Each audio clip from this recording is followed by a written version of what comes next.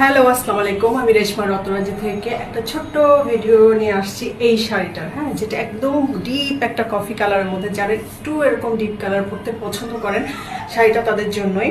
আর শাড়িটার মধ্যে দেখেন এরকম করে হচ্ছে জরি সুতা দিয়ে এরকম করে হচ্ছে এমব্রয়ডারি করা, খুবই নাইস একটা শাড়ি।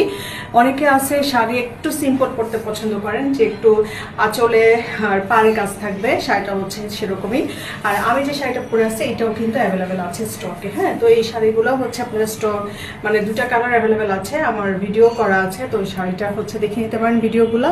আর এই শাড়িটা আমি এখন দেখাবো, এটা হচ্ছে শাড়িটা হচ্ছে ডিপ একটা কফি কালার, যেটার কালারটা হচ্ছে এরকম।